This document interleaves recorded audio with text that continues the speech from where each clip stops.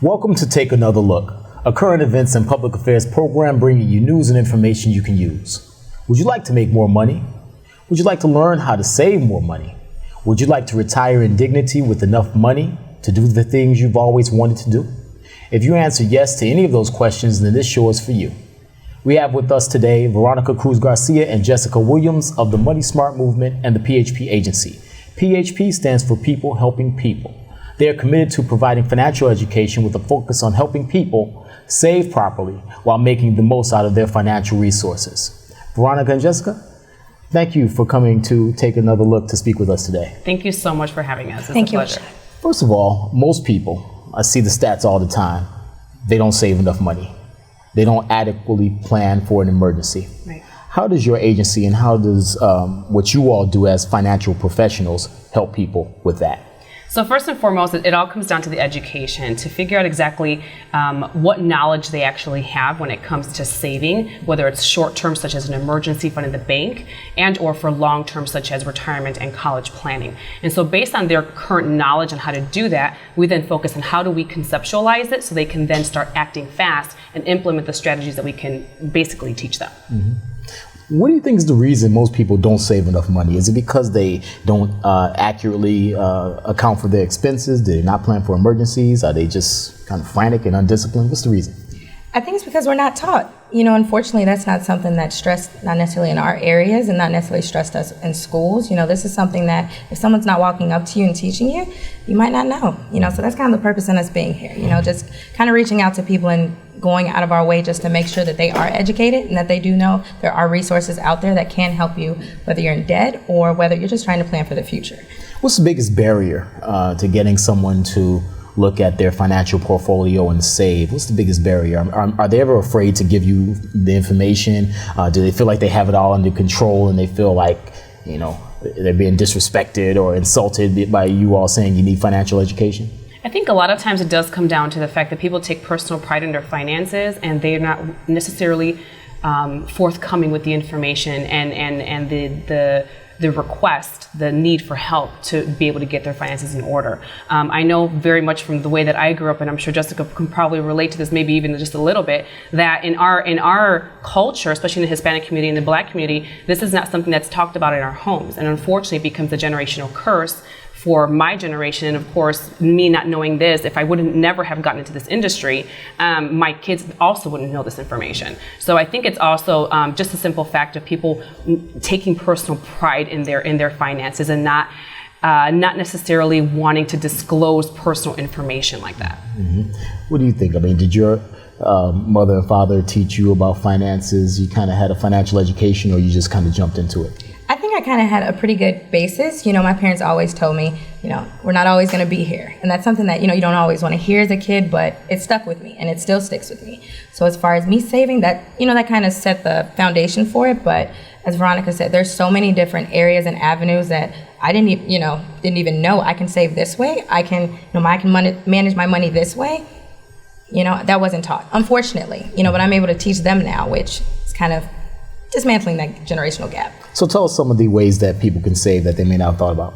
For one, the bank. Obviously, everyone knows the very first place everyone wants to save is the bank. But the reality is that how much is your money growing? And no one ever thinks about when you're saving right now today, the income that you make today, you're going to need more in the future. So you work to save for today, but when you're saving, you need it for the future, such as college and or retirement. So the bank not so much is not exactly the most optimal place for someone to save long term. The other place people can save, of course, is real estate, and that's with the equity and property value increasing over time. And then the other location, of course, is in avenues such as the 401k, a college 529 plan for their children, of course, pensions and IRAs, and that's, of course, for future savings. Most people don't realize that there's one other industry that was introduced many years ago to the consumer that no longer is something that's really spoken about. Because the big bad wolf of Wall Street came along and introduced all these volatile vehicles that essentially would give you the highest market gains, but you also have a high risk of losses. And that's unfortunate because many people in our community, and I'm sure you can probably think of a few, who've lost a lot in both their retirement savings as well as in their real estate. And that one industry is actually the life insurance industry. Now that brings us to another issue in our community, and you mentioned the cultural taboos that some of us have dealing with finances. So you have maybe some older people who maybe don't trust banks. You know, they may have a lot of their money in a shoebox someplace hidden in the attic. Talking about life insurance is something of a taboo type of subject. We don't like to talk about that. They feel like if we start talking about life insurance, something's going to happen. Right. You know, we tend to talk in those terms sometimes, the people in our community, elders.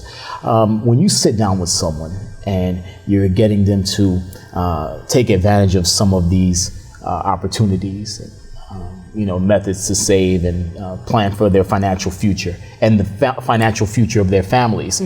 What do you do? What do you say first to them to get them to feel a little bit better about it? First, I ask them, kind of like our discussion right now, where we're asking, when you ask the question, where do people save? Where are the different avenues that people can save? We teach what's called the 4 homes of money. Your money, unless you're saving in a shoebox or under your mattress, will always reside in one of 4 homes. One is the bank, one is real estate, one is the stock market, of course, which obviously comes with different vehicles there. And then you also have life insurance. What we conceptualize for them is, what criteria do you have for your money? So do you want access to it? That would be the bank.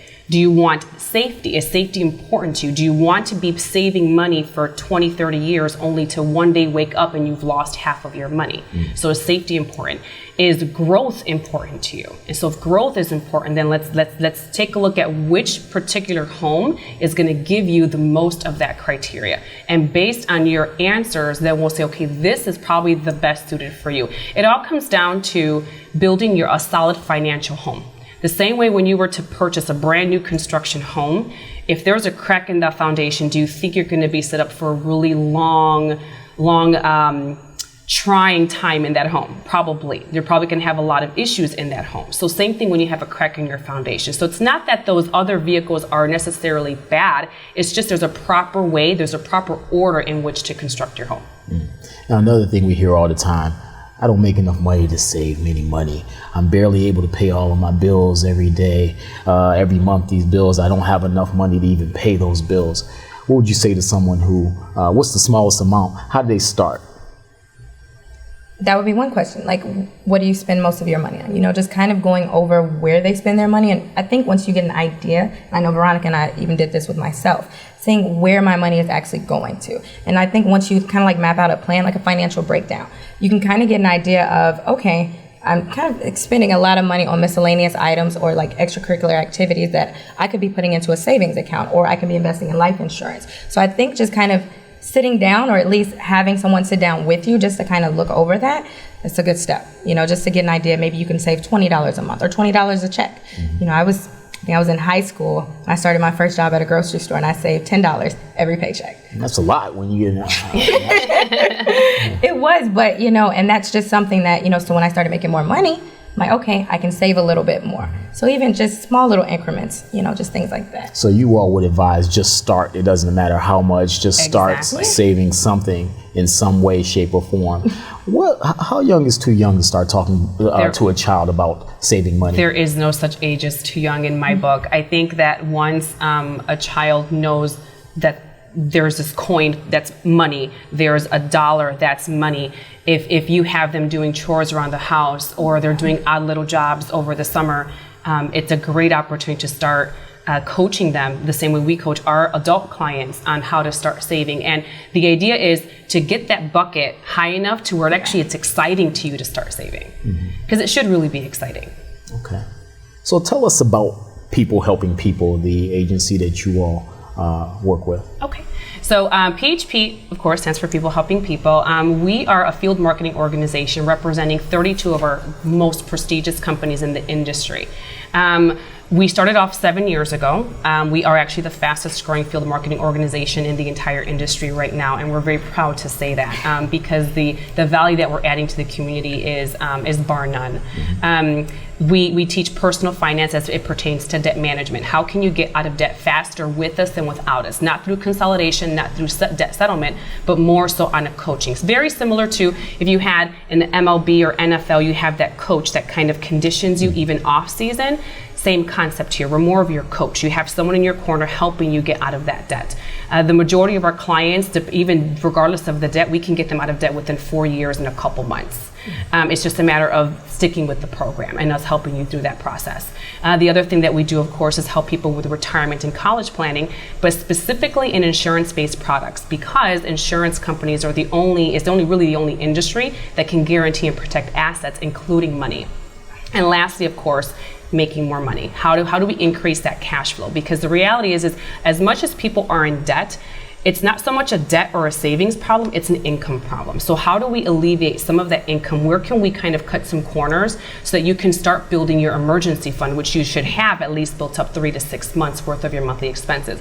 And people don't think about that. When they think of saving, they're thinking, okay, I'll just save up for a month, but what happens if you lose your job? And no one ever thinks of it until it's too late. And you all have an event coming up here for the people of Dalton in which you will be able to display some of your financial coaching skills.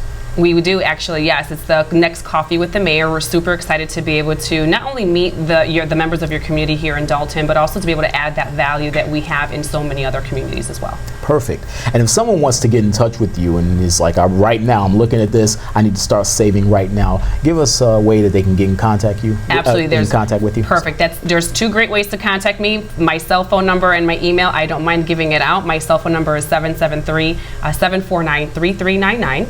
And my email address, my business email address is veronica.garcia@livingmoneysmart.com.